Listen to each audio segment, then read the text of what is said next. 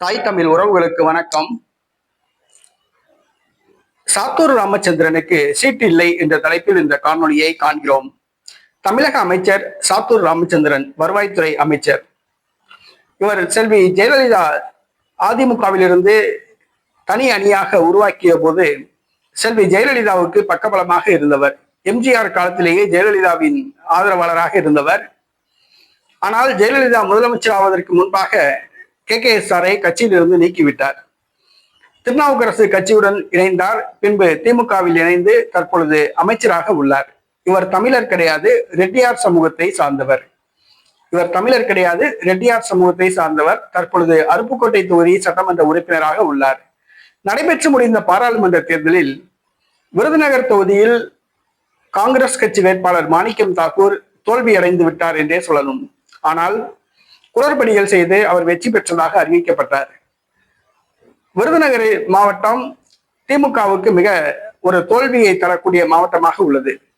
அங்கு விஜயகாந்த் மகன் பிரபாகரன் அவர்கள் தான் வெற்றி பெற்றதாக கூறப்படுகிறது. தில்லுமுள்ளுகள் செய்து காங்கிரஸ் வேட்பாளர் வெற்றி பெற்றதாக அறிவிக்கப்பட்டுள்ளது.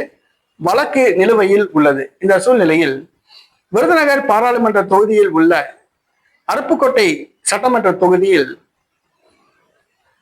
அதிமுக கூட்டணி தேமுதிக வேட்பாளர் விஜய் பிரபாகரனை விட திமுக கூட்டணி காங்கிரஸ் கட்சி வேட்பாளர் மாணிக்கம் தாக்கூர் 75,000 வாக்குகள் குறைவாக பெற்றார். அதாவது அமைச்சர் சாத்தூர் ராமச்சந்திரன் தொகுதியில் அதிமுக வேட்பாளரை விட திமுக கூட்டணி வேட்பாளர் 75,000 வாக்குகள் குறைவாக பெற்றார். ஆக தமிழ்நாட்டிலேயே மிகவும் ரொம்ப அடிவாங்கிய தொகுதி எதுன்னு கேட்டா திமுக அடிவாங்கிய தொகுதி அருப்புக்கோட்டை சட்டமன்ற தொகுதி. ஆனா அந்த தொகுதிக்கு அமைச்சராக இருப்பவர் சாத்தூர் ராமச்சந்திரன்.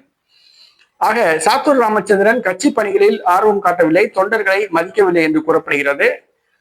மேலும் அவருக்கு வயது தற்பொழுது 80 வயதை நெருங்கிவிட்டார். ஆகவே வருகிற சட்டசபை தேர்தலில் அவருக்கு சீட்டு கொடுக்க வேண்டாம் என்று திமுக முடிவு செய்துள்ளது. அவர் சீட்டு கொடுத்தால் வயது 80 ஆகிவிட்டார், ஏதாவது ஆகிவிடும் என்று திமுக பயப்படுகிறது. மேலும் அவருடைய குடும்பத்தினர் தமிழக வெற்றி கழகத்துடன் ஈடுபாட்டில் உள்ளதால் இந்த முடிவு எடுத்ததாக கூறப்படுகிறது.